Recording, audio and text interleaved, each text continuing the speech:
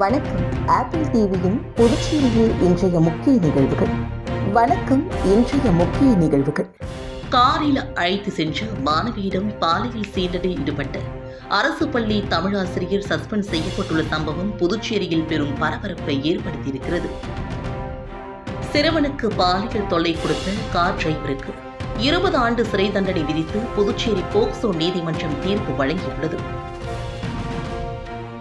திருக்குளூர் ஏரிக்கரை அருகே கஞ்சா விற்பனையில் ஈடுபட்ட 2 வாலிபர்களை போலீசார் கைது செய்தனர். புதுச்சேரி தந்தை பெரியார் நகரில் நள்ளிரவில் வீட்டின் முன்பு உள்ள வாகனங்களில் இளைஞர் ஒருவர் பெட்ரோல் திருடும் சிசிடிவி காட்சி வெளியாகி பரபரப்பை ஏற்படுத்தியுள்ளது. இனி விரிவான இன்றைய நிகழ்வுகளின் தொகுப்பு. காரில் அழைத்து சென்று மாணவியிடம் பாலியல் சீண்டலில் ஈடுபட்ட அரசு பள்ளி தமிழாசிரியர் சஸ்பெண்ட் செய்யப்பட்டுள்ள சம்பவம் புதுச்சேரியில் பெரும் பரபரப்பை ஏற்படுத்தியிருக்கிறது. புதுச்சேரி சோலை நகரில் சிறுமி பாலியல் வன்கொடுமை செய்யப்பட்டு படுகொலை செய்யப்பட்ட சம்பவம் நாடு முழுவதும் பெரும் அதிர்வலைகளை ஏற்படுத்தியுள்ள நிலையில் புதுச்சேரியில் மேலும் ஒரு பள்ளி மாணவி பாலியல் துன்புறுத்தலுக்கு உள்ளாக்கப்பட்ட அதிர்ச்சி சம்பவம் வெளியாகியுள்ளது. புதுச்சேரி அடுத்து கல்மண்டபம் அரசு உயர்நிலைப்பள்ளி பயிற்சி பெற்ற பட்டதாரி தமிழ் ஆசிரியர் கிருஷ்ணசுவாமி அப்பகுதியில் உள்ள வேறு ஒரு பள்ளி மாணவிக்கு பாலியல் தொல்லை அளித்ததாக புகார் எழுந்திருக்கிறது. காரில் வீட்டிற்கு அழைத்து செல்வதாக மாணவியை கூப்பிட்டு சென்று பாலியல் சீண்டலில் ஈடுபட்டுள்ளார். இதுகுறித்து அதிர்ச்சியடைந்த மாணவி பெற்றோரிடம் தெரிவித்துள்ளார். பெற்றோர் நேரடியாக கல்வித்துறையிடம் புகார் அளித்தனர். இதனை விசாரித்த கல்வித்துறை அதிகாரிகள் கிருஷ்ணசுவாமி மீது ஒழுங்கு நடவடிக்கை எடுக்க பரிந்துரை செய்தனர். இதனையடுத்து அவர் சஸ்பெண்ட் செய்யப்பட்டுள்ளார். புதுச்சேரியில் பள்ளி மாணவியிடம் பாலியல் சீண்டலில் ஈடுபட்ட ஆசிரியர் சஸ்பெண்ட் செய்யப்பட்டுள்ள சம்பவம் பெரும் பரபரப்பை ஏற்படுத்தியிருக்கிறது. சிறுவனுக்கு பாலியல் தொல்லை கொடுத்த கார் டிரைவருக்கு 20 ஆண்டு சிறை தண்டனை விதித்து புதுச்சேரி போக்சோ நீதிமன்றம் தீர்ப்பு வழங்கியுள்ளது. விழுப்புரம் மாவட்டம் செஞ்சி அடுத்த மீனம்பூரை சார்ந்தவர் ஜாகிர் ஹுசேன், வயது 41, புதுச்சேரியில் உள்ள டிராவல்ஸ் நிறுவனத்தில் டிரைவராக பணியாற்றி வந்தார். இவர் கடந்த 2001ஆம் ஆண்டு புதுச்சேரி ஒதியஞ்சாலை பகுதியில் கார் டிரைவராக இருந்த பொழுது தனது நண்பரின் 11 வயது சிறுவனுக்கு பாலியல் தொல்லை கொடுத்ததாக புகார் எழுந்தது. இதன் அடிப்படையில் ஒதியஞ்சாலை போலீசார் ஜாகிர் ஹுசேனை கைது செய்து அவர் மீது புதுச்சேரி போக்சோ சிறப்பு நீதிமன்றத்தில் வழக்கு தொடர்ந்தனர். இந்த வழக்கில் அரசு தரப்பில் வக்கீல் பச்சையப்பன் ஆஜரானார். வழக்கை விசாரித்த நீதிபதி சோபனா தேவி அவர்கள் குற்றம் சாட்டப்பட்ட ஜாகிர் ஹுசேனுக்கு போக்சோ சட்டம் 6வது பிரிவில் 20 ஆண்டும் பிரிவு 12 கீழ் 3 ஆண்டும் சிறை தண்டனை விதித்து ஏக காலத்தில் அனுபவிக்கவும் ரூபாய் 4000 அபராதம் விதித்தும் தீர்ப்பு கூறினார். மேலும் பாதிக்கப்பட்ட சிறுவனின் குடும்பத்திற்கு ரூபாய் 4 லட்சம் நிவாரணம் வழங்க அரசிற்கு பரிந்துரைத்தார். தீர்ப்பையொட்டி ஜாகிர் ஹுசேன் காலாப்பட்டு சிறையில் அடைக்கப்பட்டார்.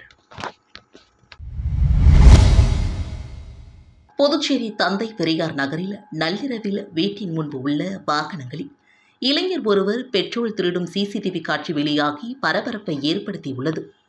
புதுச்சேரி தந்தை பெரியார் நகரில் நள்ளிரவில் வீட்டின் முன்பு நிறுத்தப்பட்டுள்ள வாகனங்களில் தொடர்ந்து பெட்ரோல் திருடு போகும் சம்பவங்கள் நடைபெற்று வந்தன.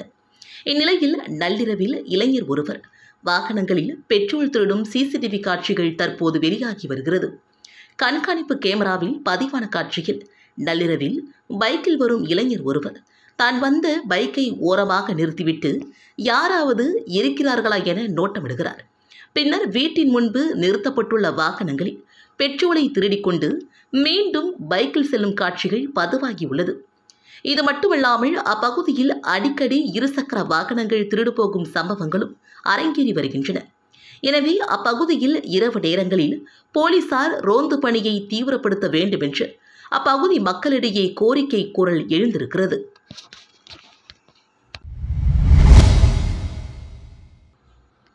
பங்குச்சந்தையில் முதலீடு செய்தால் அதிக பணம் சம்பாதிக்கலாம் என்று மூதாட்டியிடம் ரூபாய் 39.91 லட்சம் மோசடி செய்த குற்றவாளியை சைபர் கிரைம் போலீசார் தேடி வருகின்றனர். புதுச்சேரி முத்தியல்பேட்டையை சார்ந்தவர் கிரிஜா, வயது 70. இவருக்கு கடந்த 6ஆம் தேதி ஃபேஸ்புக்கில் விளம்பரம் ஒன்று வந்தது. அதில் ஒரு நாளைக்கு ரூபாய் 10,000 முதல் ரூபாய் 30,000 வரை சம்பாதிக்கலாம் என்றும் இருந்தது. இந்நிலையில் ரூபாய் 3,000 பணம் முதலீடு செய்தால் கமிஷன் தொகையுடன் ரூபாய் 3,300 கிடைக்கும் என்ற ஆசையில் தொடர்ந்து அவர் படிப்படியாக தவணை முறையில் அவரது வங்கிக் கணக்கில் இருந்து ஆன்லைன் மூலமாக மொத்தம் ரூபாய் 35.91 லட்சம் பணத்தை அனுப்பியுள்ளார். அதன் பின்னர் அவர் அனுப்பிய பணத்தை எடுக்க முயன்ற பொழுது பணம் எடுக்க முடியாமல் போனது. தொடர்பு கொண்ட நபர்களிடமிருந்து எந்த பதிலும் வராததால் போலியான நிறுவனம் என்று அவர் ஏமாற்றமடைந்தார். மூதாட்டி புகாரின் அடிப்படையில் புதுச்சேரி சைபர் கிரைம் எஸ்பி பாஸ்கரின் உத்தரவின் அடிப்படையில் ஆய்வாளர்கள் தியாகராஜன், கீர்த்தி தலைமையிலான போலீசார் வழக்கு பதிவு செய்து குற்றவாளியை தேடி வருகின்றனர்.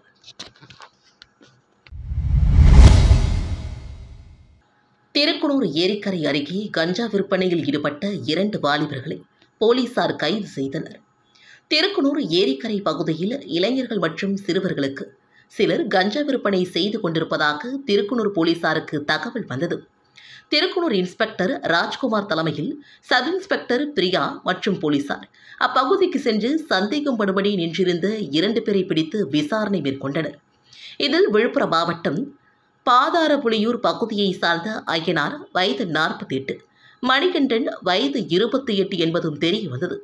மேலும் அவர்களிடம் சோதனை நடத்தியதில் மொத்தம் 100 கிராம் கஞ்சா பொட்டலங்கள், ரூபாய் 1,200 மதிப்பிலான தடை செய்யப்பட்ட பான் மசாலா, ஹேண்ட்ஸ், பீடி உள்ளிட்ட போதைப் பொருட்கள் இருந்தது தெரிய வந்தது. இதனையடுத்து 2 பேரையும் கைது செய்த போலீசார் அவர்களிடமிருந்து கஞ்சா பொட்டலங்கள், தடை செய்யப்பட்ட போதைப் பொருட்களை பறிமுதல் செய்தனர். பின்னர் கோர்ட்டில் ஆஜர்படுத்தி சிறையில் அடைத்தனர்.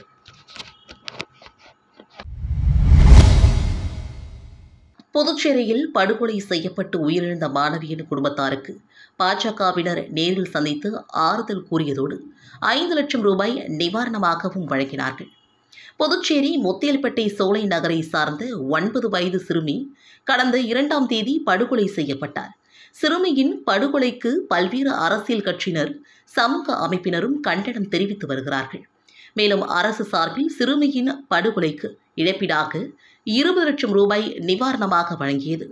தொடர்ந்து பல்வேறு சமூக அமைப்பினரும் அரசியல் கட்சிகளும் சிறுமி பெற்றோருக்கு ஆறுதல் கூறி வருகின்றனர். இந்நிலையில் புதுச்சேரி மாநில பாஜக சார்பில் முத்தியல்பேட்டையில் உள்ள சிறுமியின் வீட்டிற்கு நேரில் சென்று ஆறுதல் கூறப்பட்டது. இதில் பாஜக மேலிட பொறுப்பாளர் நிர்மல்குமார் சுரானா, பாஜக தலைவர் செல்வ கணபதி எம்பி, அமைச்சர் சாய்ஜி சரவணகுமார் உள்ளிட்ட சட்டமன்ற உறுப்பினர்களும் நேரில் சென்று ஆறுதல் கூறி பாஜக சார்பில் நிவாரணத் தொகையாக ரூபாய் 5 லட்சம் வழங்கினார்கள். புதுச்சேரியிலிருந்து தமிழக பகுதிக்கு மது பாட்டில்களை கடத்த முயன்ற பெண் உட்பட 2 கைது செய்த போலீசார் அவர்களிடமிருந்து ரூபாய் 15,000 மதிப்புள்ள மது பாட்டில்களை பறிமுதல் செய்தனர். புதுச்சேரியிலிருந்து மயிலம் செல்லும் சாலையில் சேதராப்பட்டு போலீசார் இன்று அதிகாலை வாகன சோதனையில் ஈடுபட்டிருந்தனர். அப்போது புதுச்சேரியிலிருந்து மயிலம் நோக்கி இருசக்கர வாகனத்தில் வேகமாக வந்த 2 சந்தேகத்தின் அடிப்படையில் மடக்கி பிடித்து சோதனை செய்ததில் மது பாட்டில்களை மறைத்து வைத்திருந்தது தெரிய வந்தது. இதனையடுத்து 2 காவல் நிலையம் அழைத்து சென்று விசாரணை மேற்கொண்டதில் ராணிப்பேட் மாவட்டம் சோளிங்கபுரம் புள்ளிவலம் பகுதியை சார்ந்த ராஜு வயது 20, லக்ஷ்மி வயது 45 என்பதும் இவர்கள் அடிக்கடி புதுச்சேரிக்கு வந்து மது பாட்டில்கள் வாங்கி சென்று அவர்களின் ஊர்களில் அதிக விலைக்கு விற்பனை செய்து வந்ததும் தெரிய வந்தது. இதனையடுத்து வழக்கு பதிவு செய்த போலீசார் அவர்களிடமிருந்து ரூபாய் 15,000 மதிப்புள்ள மது பாட்டில்களை பறிமுதல் செய்தனர். பின்னர் நீதிமன்றத்தில் ஆஜர்படுத்தி காலாப்பட்டு மத்திய சிறையில் அடைத்தனர்.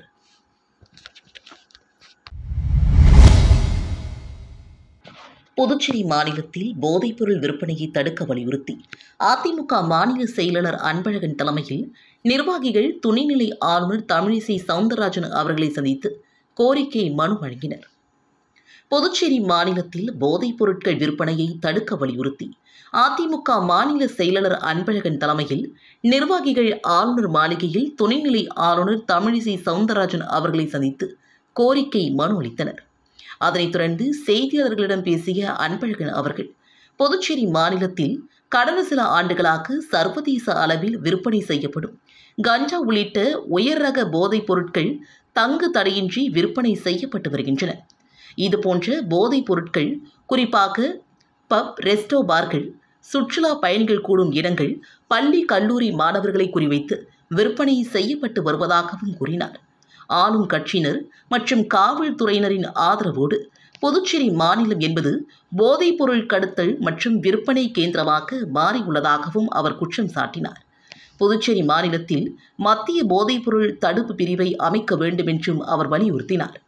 சிறுமி கொலை செய்யப்பட்ட பிறகு கஞ்சா விற்பனையை தடுக்க புதுவை அரசு நடவடிக்கை எடுக்கவில்லை என்றும், கஞ்சா பிடிபட்டால் சம்பந்தப்பட்ட காவல் நிலைய அதிகாரிகள் மீது கடுமையான நடவடிக்கை எடுக்க வேண்டும் என்றார்.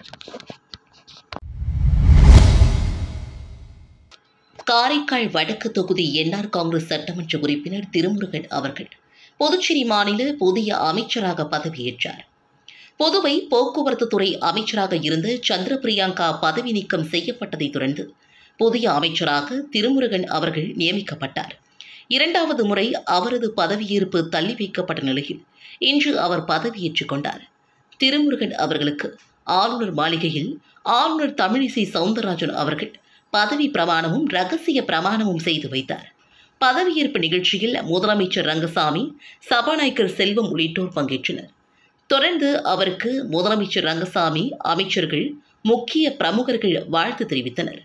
பதவியேற்பு விழா முடிந்ததும் திருமுருகன் அவர்கள் சட்டசபைக்கு வந்து அவரது அலுவலகத்தில் பொறுப்பேற்றுக் கொண்டார்.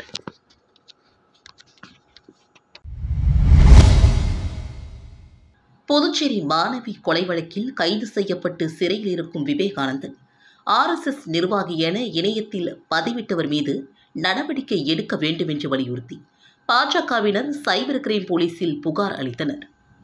புதுச்சேரியில் மாணவி ஆர்த்தி கொலை வழக்கில் கைது செய்யப்பட்டு காலாப்பட்டு மத்திய சிறையில் அடைக்கப்பட்டிருக்கும் குற்றவாளியான விவேகானந்தன் RSS நிர்வாகி என இணையத்தில் பதிவிடப்பட்டிருந்தது. இந்நிலையில் RSSற்கும் விவேகானந்தனுக்கும் எந்தவித சம்பந்தமும் இல்லை என்றும், பாஜக மீது களங்கத்தை ஏற்படுத்த வேண்டும் என்ற நோக்கத்தில் பதிவிடப்பட்டிருப்பதாகவும், எனவே இவர்கள் மீது நடவடிக்கை எடுக்க வேண்டும் என்றும் கடந்த 7ஆம் தேதி புகார் அளிக்கப்பட்டது. இந்த புகாரின் மீது எந்தவித நடவடிக்கையும் எடுக்கப்படவில்லை. இந்நிலையில் புதுச்சேரி மாநில பாஜக மாநில பொதுச் செயலாளர் மோகன்குமார், சட்டமன்ற உறுப்பினர் அசோக் பாபு தலைமையில் பாஜகவினர் சைபர் கிரைம் போலீசாரை சந்தித்தனர். இணையத்தில் தவறாக பதிவிட்டு பாஜகவிற்கு களங்கத்தை ஏற்படுத்த முயற்சிக்கும் நபர் மீது நடவடிக்கை எடுக்க வேண்டும் என்று மீண்டும் வலியுறுத்தினர். குடியுரிமை சட்டத்தை புதுச்சேரியில் ஆளும் அரசு அமல்படுத்தினால் அதை காங்கிரஸ் கட்சி எதிர்க்கும் என்று புதுச்சேரியின் முன்னாள் முதலமைச்சர் நாராயணசாமி அவர்கள் தெரிவித்துள்ளார்.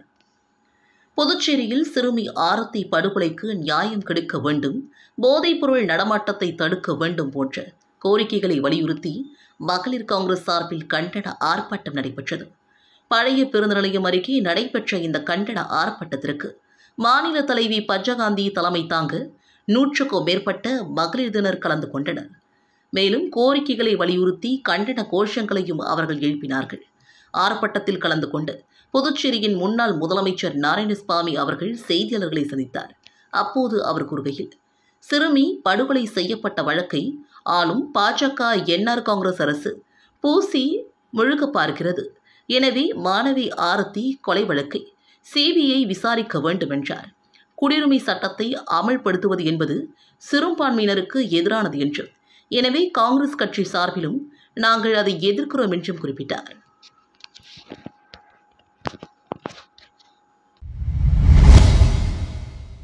புதுவை மாநிலத்தில் ஏப்ரல் 1ஆம் தேதி முதல் அனைத்து துறைகளிலும் மின்னணு நிர்வாக முறை செயல்படுத்தப்பட உள்ளதாக நிதித்துறை தெரிவித்துள்ளது. புதுச்சேரி நிதித்துறை செயலர் ஆஷிஷ் மாதவ் ராவ் அரசு செயலர்கள், துறை தலைவர்களுக்கு அனுப்பியுள்ள சுற்றறிக்கையில், வெளிப்படையான நிர்வாகத்தை உறுதி செய்ய அரசின் தகவல் தொழில்நுட்ப இயக்கம் புதுவை முழுவதும் ஆபீஸ் திட்டத்தை மின்னணு நிர்வாக முறை அறிமுகப்படுத்த உள்ளது. அதன்படி அரசு துறைகளில் அனைத்து அதிகாரப்பூர்வ கடிதங்கள், கோப்புகளை ஆபீஸ் மூலமாக மட்டுமே கையாள்வது கட்டாயமாக்கப்பட்டுள்ளது. ஏப்ரல் 1ஆம் தேதி முதல் நிதித்துறைக்கு அனுப்பப்படும் அனைத்து கோப்புகள், கடிதங்கள் ஆபீஸ் போர்ட்டல் மூலமாக மட்டுமே அனுப்பப்படும். இவ்வாறாக முடிவெடுக்கப்பட்டுள்ளது. நேரடியாக எந்த கோப்புகளும் பெறப்பட மாட்டாது. அனைத்து நிர்வாகத்துறைகளும் ஆபீஸ் போர்ட்டல் மூலமாக மட்டுமே கோப்புகளை நிதித்துறைக்கு அனுப்புவதற்கு தேவையான ஏற்பாடுகளை செய்ய வேண்டும். அதற்கு தேவையான மின்னணு சாதனங்கள் உள்ள உள்கட்டமைப்பு மனிதவளத்தின் திறன்களை மேம்படுத்துதல் அவசியம். வருகின்ற 31ஆம் தேதிக்குள் அதற்கு முன்பே அதை உறுதி செய்து மேற்கொள்ள வேண்டும் என்றும் அதில் குறிப்பிடப்பட்டிருக்கிறது.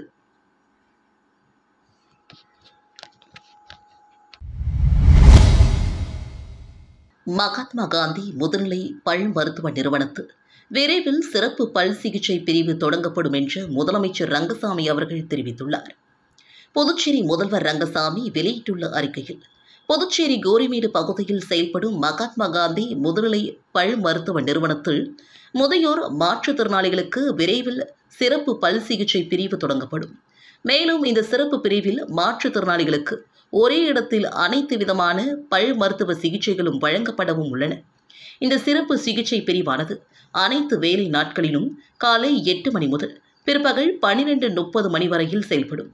ஆகவே சிகிச்சை வசதிகளை புதுச்சேரி தமிழக பகுதிகளை சார்ந்த முதியோர் மாற்றுத்திறனாளிகள் பயன்படுத்திக் கொள்ள வேண்டும் என்று குறிப்பிடப்பட்டிருக்கிறது. இந்திய மக்கள் உரிமை நீதி பொதுநலச் சங்கத்தின் சார்பில் மகளிர் தினத்தை முன்னிட்டு சிங்கப்பெண் விருது வழங்கப்பட்டது. இந்திய மக்கள் உரிமை நீதி பொதுநல சங்கத்தில் புதுச்சேரி மாநில மகளிரணி நடத்தும் மகளிர் தின சிறப்பு விருது வழங்கும் விழா புதுவை தமிழ்ச் சங்கத்தில் நடைபெற்றது. இந்த விழாவிற்கு தேசிய மகளிரணி தலைவர் நாகலட்சுமி தலைமை தாங்கினார். தேசிய துணைத் தலைவர் ஜெயலட்சுமி துவக்க உரையாற்றினார். இதனைத் தொடர்ந்து தலைமை ஒழுங்கு நடவடிக்கை குழு ஒருங்கிணைப்பாளர் புவனேஸ்வரி தொகுப்புரையாற்றினார். புதுச்சேரி மாநில மகளிரணி செயலாளர் சுப்புலட்சுமி வரவேற்புரை வழங்கினார். நிறுவனரும் தேசிய தலைவருமான டாக்டர் பால கன்னியப்பன் அவர்கள் வாழ்த்துரை வழங்கி நிர்வாகிகளுக்கு சிறந்த சிங்கப்பெண் விருது வழங்கினார். இந்த விழாவில் நிர்வாகிகள் கலைவாணி, கலா, விசு, ஜான்சிராணி, தனலட்சுமி, மங்கலட்சுமி, கவிதா, சித்ரா, விசாலாட்சி, ஆனந்தி, வேல்விழி, மல்லிகா, ஜெயலட்சுமி, அருள்பூஷணி, சரஸ்வதி, இந்துமதி, சுகுணா உள்ளிட்டோர் கலந்து கொண்டனர்.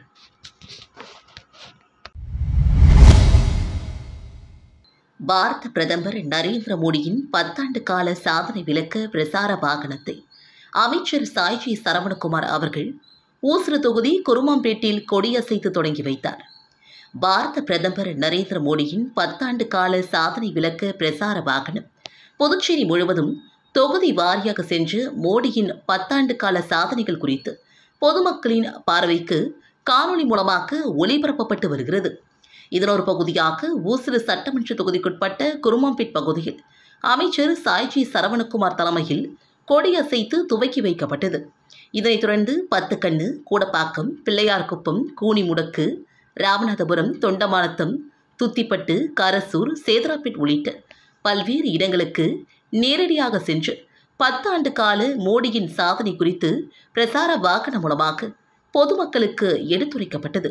மேலும் பொதுமக்களின் நிறை குறைகளை வாக்கு சீட்டில் எழுதி வாக்கு பெட்டியில் செலுத்தினர்.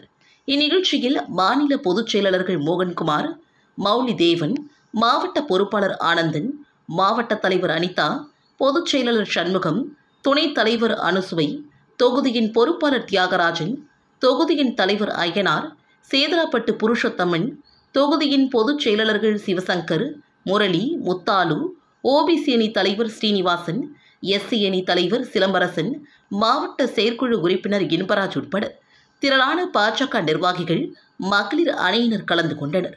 நிகழ்ச்சிக்கான ஏற்பாட்டினை பாஜக ஊசுடு தொகுதியின் பொறுப்பாளர் சாய் தியாகராஜன், தொகுதியின் தலைவர் அய்யனார் ஆகியோர் சிறப்பாக செய்திருந்தனர். ஆதரவற்றோருக்கு முன்னுரிமை அளிக்கும் வகையில் உருவாக்கப்பட்ட PM சுராஜ் என்னும் இணையதளத்தை காணொலி காட்சியின் வாயிலாக பிரதமர் நரேந்திர மோடி அவர்கள் தொடங்கி வைத்தார். ஆதரவற்றோருக்கு முன்னுரிமை அளிக்கும் வகையில் உருவாக்கப்பட்ட PM சுராஜ் என்னும் இணையதளத்தை காணொலி காட்சியின் வாயிலாக பிரதமர் நரேந்திர மோடி அவர்கள் தொடங்கி வைத்தார். இதனையொட்டி புதுச்சேரி கம்பன் கலையரங்கில் நடைபெற்ற காணொலி ஒளிபரப்பு நிகழ்ச்சியில் முதலமைச்சர் ரங்கசாமி, சட்டப்பேரவைத் தலைவர் செல்வம், அமைச்சர்கள் தேனி ஜெயக்குமார், சாய்ஜி சரவணகுமார் ஆகியோர் பங்கேற்றனர். மேலும் ஆதி திராவிடர் நலத்துறை மற்றும் சமூக நலத்துறை மூலமாக பயனாளிகளுக்கு நலத்திட்ட உதவிகளை முதல்வர் ரங்கசாமி அவர்கள் வழங்கினார். இந்நிகழ்ச்சியில் தலைமை செயலர், மாவட்ட ஆட்சியர், ஆதிதிராவிடர் நலத்துறை இயக்குநர் இளங்கோவன், வங்கி அதிகாரிகள் உட்பட பொதுமக்கள் பலரும் கலந்து கொண்டனர். புதுச்சேரி காவல்துறையில் சப் இன்ஸ்பெக்டர் மற்றும் உதவி சப் இன்ஸ்பெக்டர் உட்பட 7 போலீசார் இடமாற்றம் செய்யப்பட்டுள்ளனர்.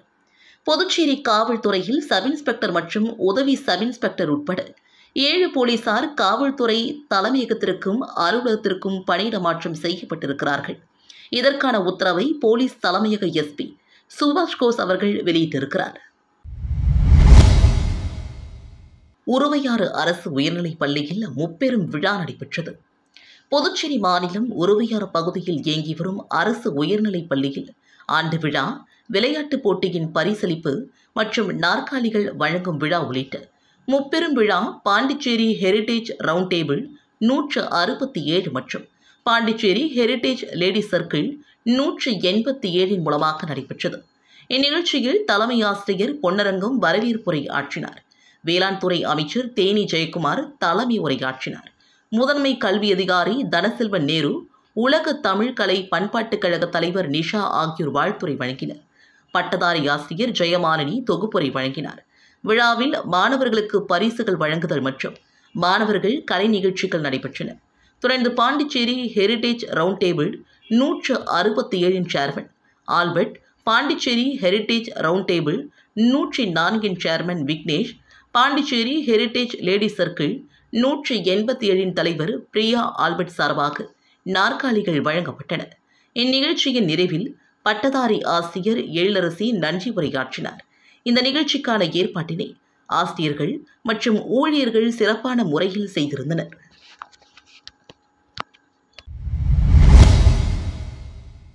புதுச்சேரி இருசக்கர வாகன வாடகை உரிமையாளர் சங்க திறப்பு விழா மற்றும் உறுப்பினர்களுக்கு அடையாள அட்டைகளை சட்டமன்ற உறுப்பினர்கள் அனிபால் கென்னடி மற்றும் நேரு ஆகியோர் வழங்கி கௌரவித்தார்கள். புதுச்சேரி இருசக்கர வாகன வாடகை உரிமையாளர்கள் சங்கம் திறப்பு விழா தனியார் திருமண மண்டபத்தில் நடைபெற்றது. இதில் சங்க கௌரவ தலைவர் நாகமுத்து தலைமை தாங்க சட்ட ஆலோசகர் புரட்சிக்குமார், தலைவர் கணேசன், துணைத் தலைவர் மோகன், செயலாளர் முருகன், துணை செயலாளர் செந்தில்குமரன், பொருளாளர் சையது பாஷித், துணை பொருளாளர் நீல மணிகண்டன் உள்ளிட்ட செயற்குழு உறுப்பினர்கள், சங்க உறுப்பினர்கள் அனைவரும் திரளாக கலந்து கொண்டனர். இந்நிகழ்ச்சியில் சிறப்பு விருந்தினராக கலந்து கொண்ட சட்டமன்ற உறுப்பினர்கள் நேரு என்கின்ற குப்புசாமி மற்றும் அனிபால் கென்னடி ஆகியோர் சங்க உறுப்பினர்களுக்கு அடையாள அட்டைகளையும் வழங்கி கௌரவித்தார்கள். இந்நிகழ்ச்சியில் புதுச்சேரி இருசக்கர வாகன வாடகை வீடு உரிமையாளர் சங்கத்தை சார்ந்த நிர்வாகிகள் திரளாக கலந்து கொண்டனர்.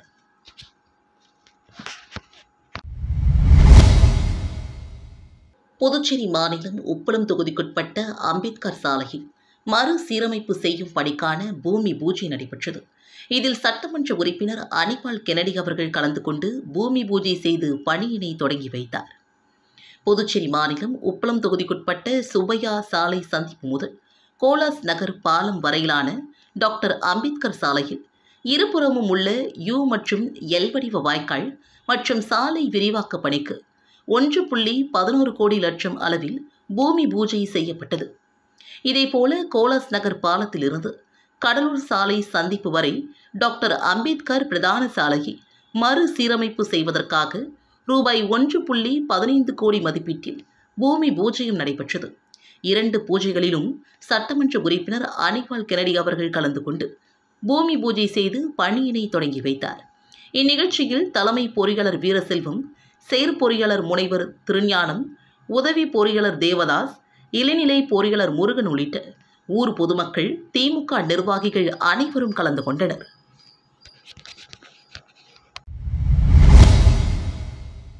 வெளியூர் தொகுதியில் ரூபாய் 68 லட்சம் மதிப்பில் வளர்ச்சிப் பணிகளை எதிர்க்கட்சித் தலைவர் சிவா அவர்கள் தொடங்கி வைத்தார். புதுச்சேரி மாநிலம் வெளியூர் சட்டமன்ற தொகுதி சுல்தான்பேட்டை பொது தெருவிற்கு வெளியூர் கொம்யூன் பஞ்சாயத்தின் மூலமாக ரூபாய் 30,70,000 மதிப்பில் கழிவுநீர் வாய்க்கால் அமைக்கும் பணி, சுல்தான்பேட்டையிலிருந்து அரசூர் ரோடு வரை ரூபாய் 8,86,000 மதிப்பில் கழிவுநீர் வாய்க்கால் அமைக்கும் பணி, வெளியூர் வசந்தம் நகர் விரிவாக்கம் வேதபுரீஸ்வரர் நகரில் ரூபாய் 16,23,000 மதிப்பில் வாய்க்காலோடு கூடிய தார் சாலை அமைக்கும் பணி, வில்லியனூர் தில்லைநகர் வீட்டு வசதி வாரிய குடியிருப்பு பகுதியில் ரூபாய் 12,12,000 மதிப்பில் தார் சாலை அமைக்கும் பணி என மொத்தமாக ரூபாய் 67,91,000 மதிப்பிலான பணிகளுக்கு பூமி பூஜை நிகழ்ச்சி நடைபெற்றது. இந்நிகழ்ச்சியில் தொகுதியின் சட்டமன்ற உறுப்பினரும் சட்டமன்ற எதிர்க்கட்சித் தலைவருமான சிவா அவர்கள் கலந்து கொண்டு வாய்க்கால் மற்றும் தார் சாலைகள் அமைக்கும் பணிகளை பூமி பூஜை செய்து தொடங்கி வைத்தார். இதில் வில்லியனூர் கொம்யூன் பஞ்சாயத்து ஆணையர் கார்த்திகேயன், செயற்பொறியாளர் திருநாவுக்கரசு, இளநிலை பொறியாளர் சத்யநாராயணன் மற்றும் ஊர் முக்கியஸ்தர்கள், திமுக கட்சியின் நிர்வாகிகள் ஆகியோர் கலந்து கொண்டனர். காரைக்காலில் பாராளுமன்ற தேர்தல் முன்னிட்டு வாக்குப்பதிவு இயந்திரம் வைக்கப்படும் பாதுகாப்பு அறையை மாவட்ட ஆட்சியர் ஆய்வு மேற்கொண்டார். காரைக்கால் மாவட்டத்தில் வருகின்ற பாராளுமன்ற தேர்தலை முன்னிட்டு காரைக்கால் மாவட்ட தேர்தல் துறை சார்பில் பல்வேறு நடவடிக்கைகளை மேற்கொண்டு வருகின்றனர். இதன் ஒரு பகுதியாக காரைக்கால் மாவட்ட தேர்தல் அதிகாரியும் மாவட்ட ஆட்சியருமான மணிகண்டன் தலைமையில் இன்று டாக்டர் கலைஞர் பட்டம் மேற்படிப்பு மையத்தில் வாக்கு எண்ணும் மையம் மற்றும் வாக்குப்பதிவு இயந்திரங்கள், பாதுகாப்பு அறை பகுதிகளை பார்வையிட்டார்கள். மேலும் அங்கு அமைக்கப்பட்டுள்ள அடிப்படை வசதிகள் மற்றும் பாதுகாப்பு ஏற்பாடுகள் குறித்தும் கேட்டறிந்தார்கள். மேலும் அங்கு நடைபெறும் பராமரிப்பு பணிகளை விரைந்து முடித்து தருமாறும் பொதுப்பணித்துறை அதிகாரிகளையும் கேட்டுக்கொண்டார்கள்.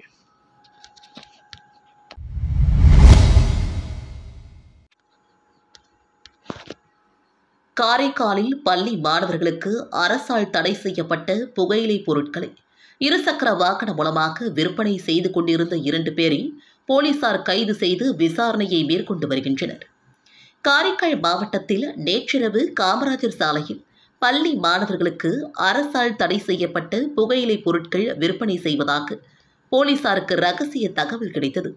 இதன் அடிப்படையில் போலீசார் சம்பவ இடத்திற்கு சென்று சோதனை செய்ததில் சாலையில் இருசக்கர வாகனம் மூலமாக பள்ளி மாணவர்களுக்கு புகையிலை பொருட்கள் விற்பனை செய்து கொண்டிருந்த 2 பேரை போலீசார் கைது செய்து விசாரணை மேற்கொண்டனர். விசாரணையில் அவர்கள் காரைக்காலை சார்ந்த சுரேஷ் பாபு வயது 30, முகமது அப்துல் கரீம் வயது 28 என்றும் தெரிய வந்தது. இதனையடுத்து அவர்களிடமிருந்து ரூபாய் 60,000 மதிப்பிலான தடை செய்யப்பட்ட புகையிலை பொருட்கள் மற்றும் ஒரு இருசக்கர வாகனத்தை பறிமுதல் செய்து விசாரணையை மேற்கொண்டு வருகின்றனர்.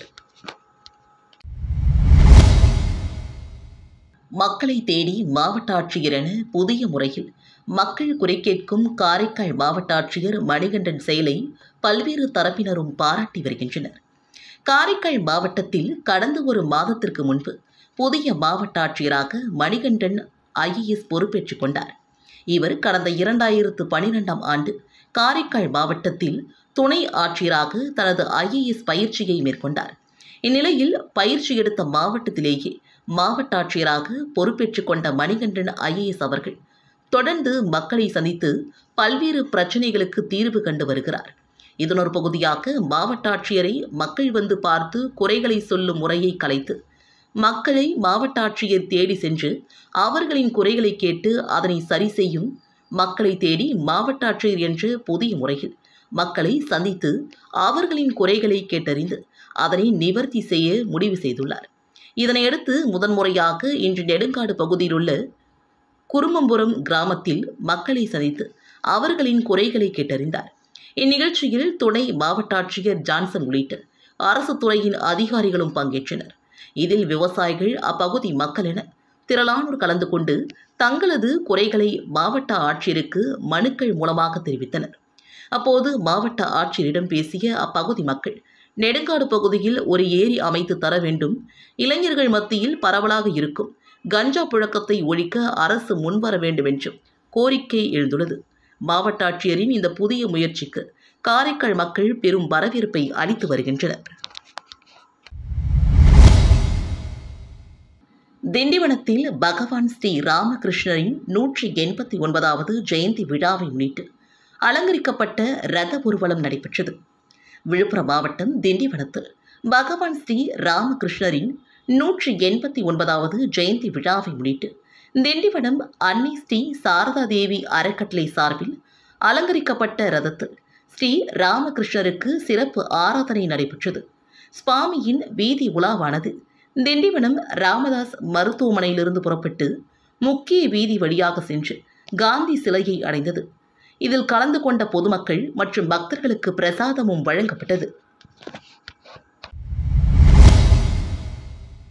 திண்டிவனம் அடுத்த தென்பசியார் ஸ்ரீ சீதாதேவி ஸ்ரீ கோதண்டராமர் ஆலயத்தில் 48 நாட்கள் மண்டல மந்திர பாராயண விழா துவங்கியது. விழுப்புரம் மாவட்டம் திண்டிவனம் வட்டம் தென்பசியார் கிராமத்தில் எழுந்தருளியுள்ள அருள்மிகு ஸ்ரீ சீதாதேவி ஸ்ரீ கோதண்டராம சுவாமி ஆலய 48 நாட்கள் மண்டல மந்திர பாராயண விழா துவங்கியது. பக்தர்களின் தீராத சங்கடங்களை நிவர்த்தி செய்யும் பொறுப்பு 48 தினங்கள் தினமும் குளிகை நேரத்தில் அவரவர் கிரகங்களுக்கும் நட்சத்திரங்களுக்கும் உரிய நேரத்தில் இந்த பூஜையானது செய்யப்படுவது சிறப்பு. இந்த பூஜை பங்குனி மாத பிறப்பை முன்னிட்டு இன்று காலை துவங்கி தொடர்ந்து 48 நாட்கள் கோவில் வளாகத்தில் நடைபெறும். இந்த விழாவிற்கான ஏற்பாடுகளை கவுன்சிலர் ராம்குமார் தலைமையில் செய்யப்பட்டு வருகிறது. இதில் திரளான பக்தர்கள் கலந்து கொண்டு சுவாமி தரிசனம் செய்தனர்.